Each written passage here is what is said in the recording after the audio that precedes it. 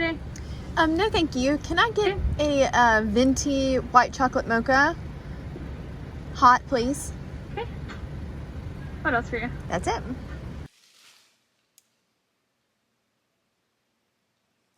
Hello, everyone. Welcome to the start of another reading vlog. Today's is exciting because we're going to be doing a horror sci-fi versus fantasy vlog. So I'm going to be reading one of each, a horror sci-fi and a horror fantasy, kind of pitting them against each other and seeing which one I like best. So as intros go, not a whole lot to tell you guys, but I do want to show you some of the books that I picked up earlier today at the bookstore because I was able to pick up both of the books that we're going to be reading in this vlog. So just to keep you on your toes, I'm going to show you the other ones first, of course. The first one is this chonker, and that is An Echo of Things to Come by James Islington. This is book 2 in the Lycanus trilogy. We are reading this for the Backlist Book Club hosted by Cassidy from Covers with Cassidy. And this is going to be the, I think, October-November pick, if I'm not mistaken. So I've got plenty of time to get this read with live show like 1st of December. And then I also picked up Notorious Sorcerer by Davina Evans. This one sounded really good. It's got alchemy, it's got mages, it's got a miracle to save the city, a impossible, unlikely hero, and I don't know, this one just drew my eye. I have not heard a ton of things about it, but I've seen it around, sounded good, so I just decided I would go ahead and pick it up. And then the other 2 books are for a thing, and so I'm not going to show you guys those, but what I will show you are the 2 books that I am going to be reading for this vlog. The first one is The Library at Mount Char by Scott Hawkins, and this is the, I think, horror fantasy. I looked at a list. I hope it was actually correct because it was really hard to find horror fantasy that wasn't either 800 pages or that I could like strongly see was horror fantasy, but this one is supposed to be. My dad's read it, really enjoyed it. I know that it is a very strange book. I've heard it compared to Middle Game by Shauna Maguire before, which I did enjoy, so I'm hopeful that I will like this one as well. I don't necessarily want to read the back of this right now, so I think what I'm going to do is not tell you guys what this one is about yet, and then once I've read a little bit of it, we'll come back with a quick synopsis, but I want to go into this one a little bit more on the blind side. And then the next book for this vlog is going to be The Luminous Dead by Caitlin Starling. This one is one that I've heard really good things about. Riley from Riley Marie really enjoyed it, and this is the horror sci-fi.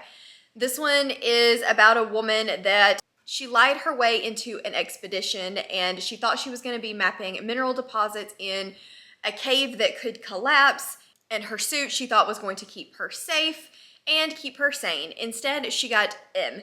M is controlling Geyer's body with drugs or withholding critical information to ensure the smooth operation of her expedition. I believe he is an AI, but I'm not 100% sure. M has secrets, and so does Geyer. As Geyer descends, mounting inconsistencies, missing supplies, all of this starts to weigh on her more than the rocks that are overhead. She becomes disoriented. She has paranoia and anger on her own in this mysterious, she is completely alone in this mysterious and deadly place. She must overcome more than just the dangerous terrain. She also must confront the ghost in her own head. But why can't she shake the feeling that she's being followed? So, sounds really interesting. Of course, you guys heard me mention cave earlier, so stay tuned for that.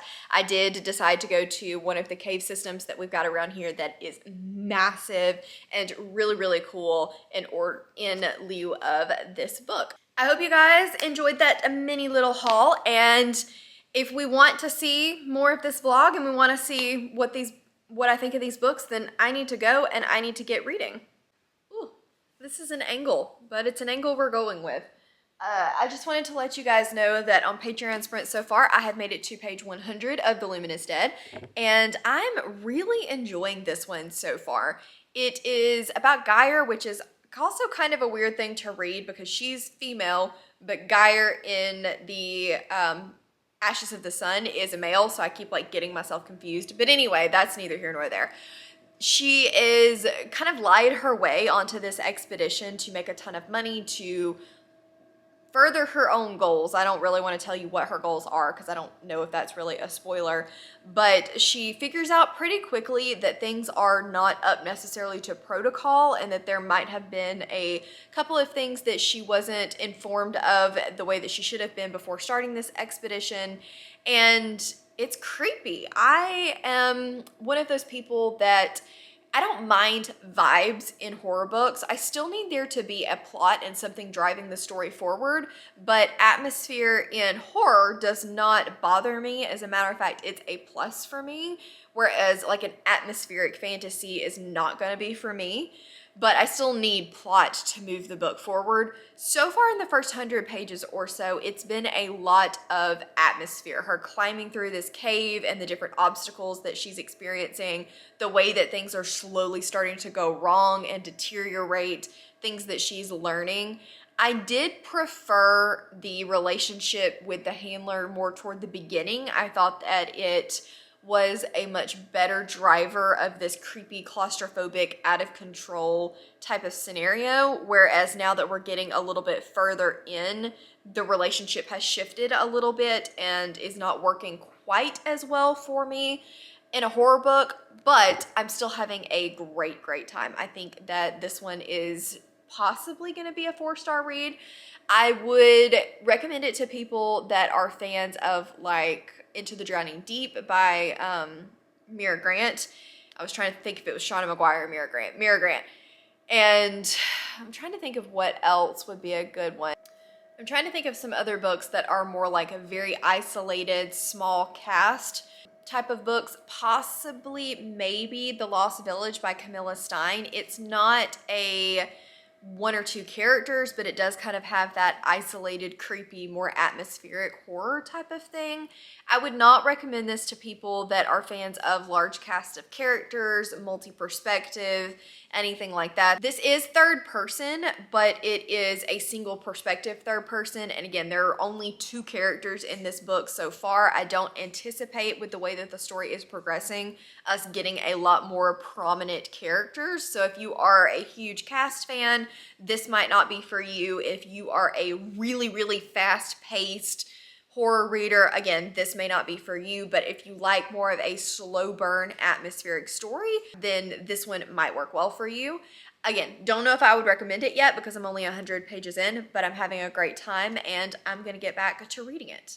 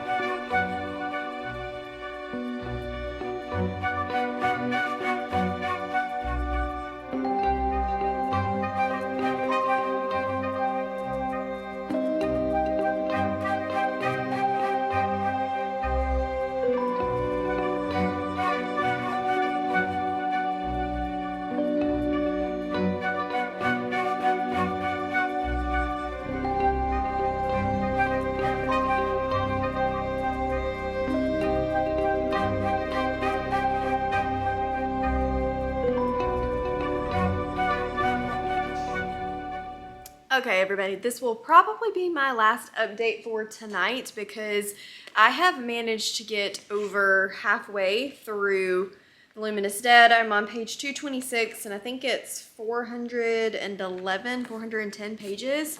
I'm still enjoying this. I'm kind of to the point where something more needs to happen. Like, we've got some creepy things happening. You can see the deterioration of our main character and kind of what she's going through and how this stress is leading her into potentially seeing things and things of that nature. But I need more. We're 236 pages in, and it's just been exploring this cave, obstacle, exploring this cave, obstacle. I still wish that the relationship between the characters had been a little bit different, because the beginning, just the way that they kind of hated each other, or the way that they, not hated each other, but the way that they had basically no communication, it was very standoffish. That helped lead me into a feeling of claustrophobia and complete isolation, fear, anxiety. But when you have companionship, it lessens that feeling a little bit. I understand what the author was trying to do here. I see why they did it the way that they did, and I can appreciate that, but it did take away some of the horror, fear elements for me. Otherwise, still having a good time. I need something to happen. I will say that this is a super, super quick read. I mean, I've read 226 pages without any issue. I do think this is probably one of those books that is best read in 1 or 2 sittings, because it is a little more atmospheric, a little more slow and drawn out. I think that would be exacerbated, and you would see that more if you were trying to spread the book out over a long period of time. But reading it in quick succession, or reading it in a couple of sittings, kind of helps to alleviate a little bit of that slow, monotonous feeling. It's still good. I'm still engaged. I want to know what's happening. There are moments where I'm like, ugh, I'm glad I don't have to do that. Is she ever going to get back to the surface? But I want more tension. I feel like some of the tension is missing for me. So I guess we'll see once I finish it. I would love to finish this tonight, but I don't think that's going to happen. I'm going to do some more sprints publicly here in a little while with a friend. I'll be on her sprints, Hannah. But I am probably not going to read any more of this. I need to get some of Voice of War done for a book club. And I'm actually working on my mom's Christmas present. She has requested hand towels and pot holders and things like that crocheted, and so she doesn't know that she's getting them. She doesn't watch this channel, thankfully, but if somebody knows my mom, don't tell her. But I need to be able to watch videos to make sure that I'm doing it correctly. I'm past the point of just the repetition. So I want to do some of that tonight, which means I cannot read with my eyeballs. So I'll check back in with you guys once I have finished this, and hopefully you guys will get to see the caves between now and then. I think we're going to go this weekend to do that. So yeah, see ya if we survive the caves. Oh, everybody. So me and David are going to be going to a cave today. I thought, what better way to do horror sci-fi than to go in a cave and, you know, hopefully not get eaten by bats. That would be great. For some reason, this scares me just a little bit, even though I did it when I was back in middle school when I was like 10, so I'm not really sure why. I mean, it's a tour-guided, like, lit cave. It's not like we're going caving, per se, which would probably be fun, but it's not like rafting kind of caving thing. I want to go caving. I don't know if we have any. Do we have any caves around here that do that? Anyway, I don't know of any, so we're going to go do the novices cave version. But the Luminous Dead by Aaron Sterling actually is kind of in this setting, and so I feel like doing this while reading that book is going to make it extra terrifying. So of course you guys are going to come along with us. So when we get there, I will kind of show you guys everything, and yeah, hopefully it's a good time. Hopefully I don't get too scared.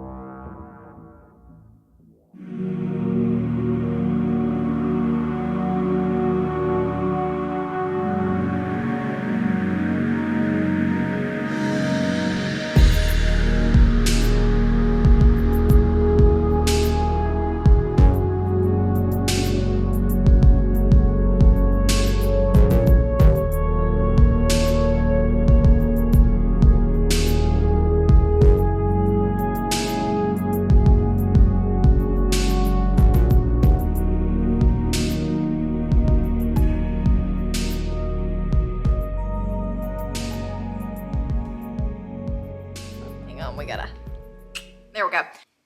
So first of all, as you guys can tell, I made it out of the cave. We made it out alive. Nothing got us. Unfortunately, I did not see any bats, and I really wanted to see some bats, but there weren't any. Sad day. Apparently there are cave crickets. We didn't get to see any of those either. Anyway, let's talk The Luminous Dead by Caitlin Sterling. First, let me say who I would recommend this book to.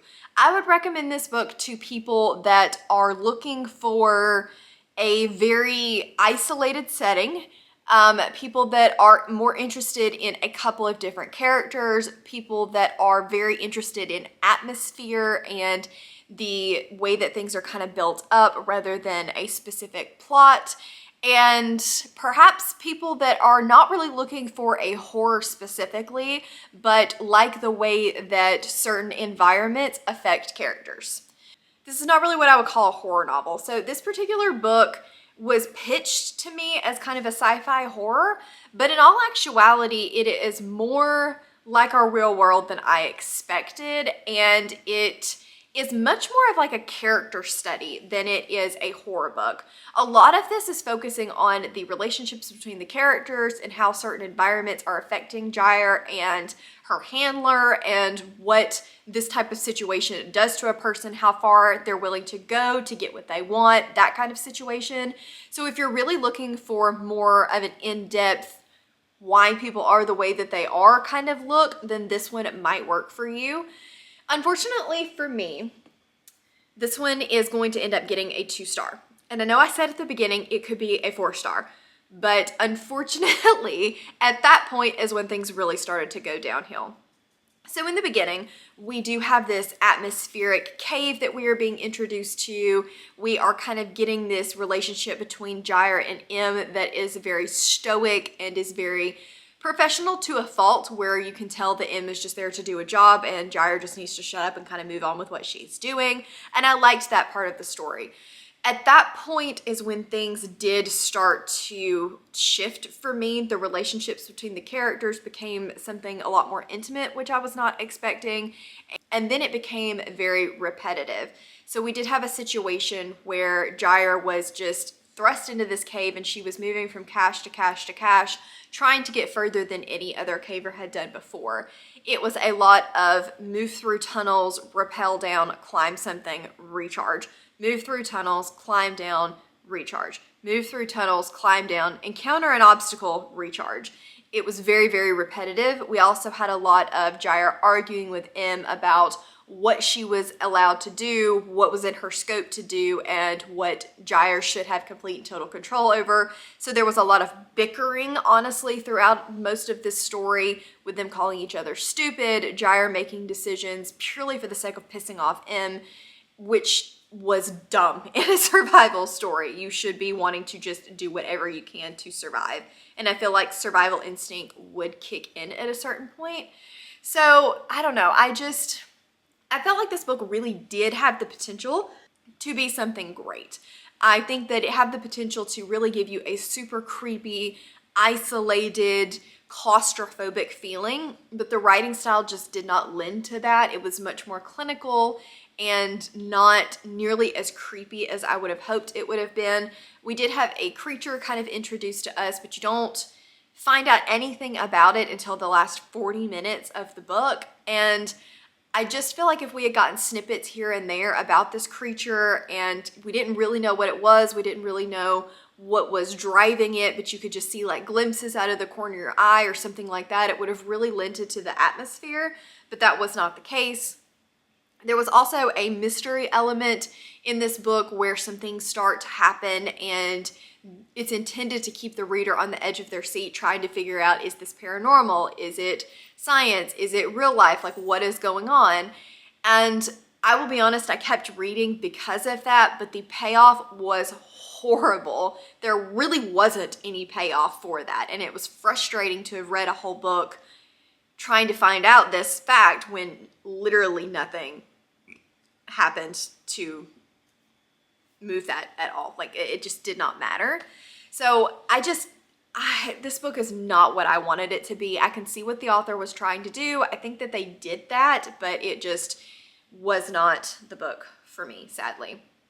Of note, don't recommend listening to the audiobook. I did pick up the audiobook about 3/4 of the way in just to get it finished and realize that this is a narrator that I have absolutely despised in the past. She's very dramatic and her inflections on words are at a weird point and she doesn't end her sentences in a normal way. It was very weird, but I don't really recommend the audiobook. Normally I would say horror audiobooks do enhance the experience. Not in this one. I don't think it enhanced, I think it hindered. So would not recommend the audiobook. But anyway, those are my thoughts on The Luminous Dead. Hopefully that's helpful for you guys. It was fun to go into a cave while reading about a cave, so that was highly entertaining.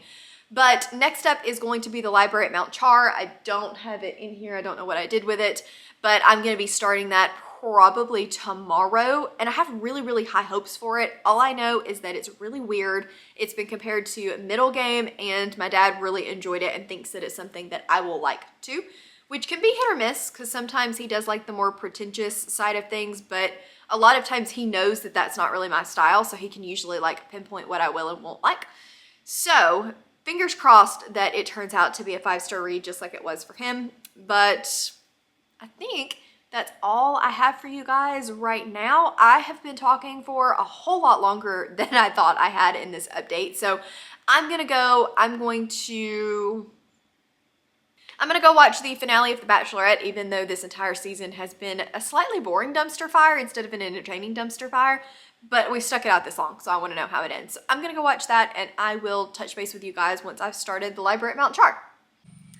So it is finally, very slowly, starting to feel like fall. I'm outside, and I am in short sleeves, and I am not sweating. It's mind-blowing. Today is actually, I think, it's September 22nd, so isn't that like the astrological first day of fall or whatnot? Loving it, living it, thriving in it. It's great. So I wanted to tell you guys about the library at Mount Char. I think I'm about 40-ish% of the way through it. And this book, I don't know. I don't know how I'm feeling about it. I've heard amazing things, but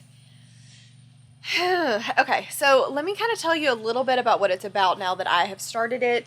This basically follows a group of siblings who have been taken in by an adoptive father who is essentially this all-powerful person, and he presents them to this library, and he is teaching them their own like kind of powers. So you have somebody that learns how to talk to the dead, somebody that learns math, somebody that learns languages, somebody that learns how to speak to animals, and they can't teach one another about any of their specialties, and they can't talk to each other about it, or there are dire consequences.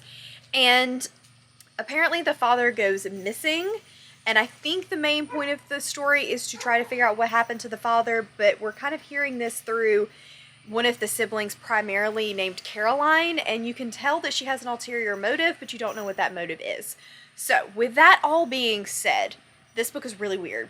I expected to go into it being incredibly confused. Like, I knew that that was going to be something that was just gonna have to be the way that it was. It just got louder, didn't it? Okay, well, we're gonna try anyway, and I will just not use this if you can't hear me.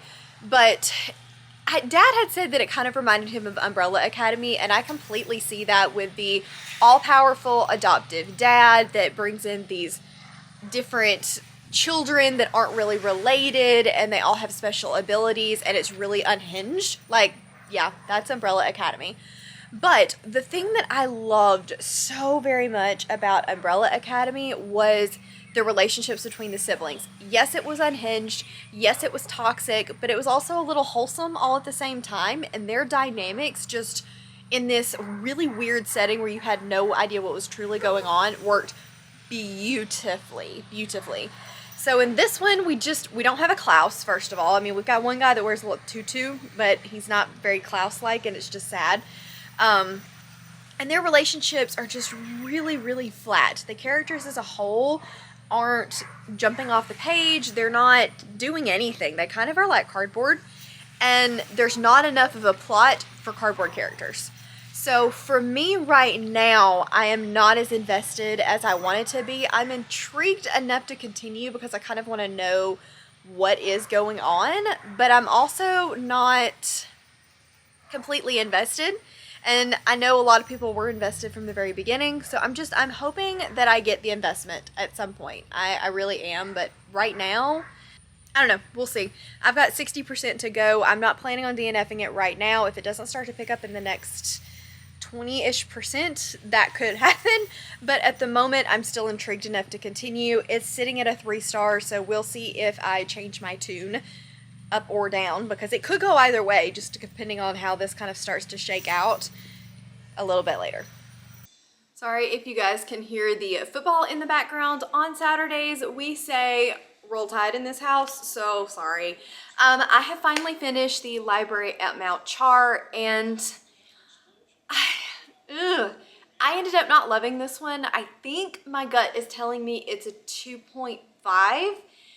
In the beginning, I was very confused, as I expected to be. Everything was off the charts, just wild, weird, and wacky. And then we got about 40% in, and things started to make more sense. The plot was moving a little bit. And then we got about 60% in, and things just kind of seemed to stall out entirely. The plot just was not engaging enough for me. It seemed like a lot for the motivations. Like, there was a lot going on, and the extremes that our character was willing to go to for what the end goal was just seemed, I mean, I guess it was true to her character, but I don't know. I didn't love it. I was expecting it to get more wild and more crazy and just more off the charts bonkers as we went along. And instead, I just found it getting more and more mediocre, and the confusion and the wacky just left, and I became extremely bored. So sadly, I do think this one is going to be probably a 2.5. I sort of see the fantasy element. I sort of see the horror element. This one, to me, would land solidly in like a literary fiction type section with fantasy, horror, comedy elements. But at its core, I don't think it is any of those genres enough to be considered any of those genres. Like, the horror elements really weren't all that horror. The fantasy elements were there, but not in a way that you would traditionally think of as fantasy, more of like a magical realism. And I don't know, I wanted it to work so much, but the idea was amazing. I loved the idea behind it, but the execution just did not do it for me. So I am now finished up with this vlog. Those are the only 2 books that I'm going to be reading for this. I did hope it would be a little bit more successful than it ended up being, but it did not put me off horror sci-fi or horror fantasy. I think I've just got to find the right books. So if you have any recommendations for either of those genres down below, please let me know, because I am definitely interested in reading more from that. It's a subgenre that I don't see around a whole lot, and I need more recs. So if you have any of those, please link them down below for me. If you were here and you just want to pop in, say hello, how are ya, please leave me a flashlight emoji. And as always, if you want to get in touch with me a little bit more, hang out with me a little bit more, link to my Patreon down in the description box. We will be doing a ton of things in the month of October, so now is a great time to join. You can also find me on Instagram, Twitter, and Goodreads. If you liked this video, please give it a big thumbs up and subscribe if you wanna, and I will see you guys in the next one. Bye.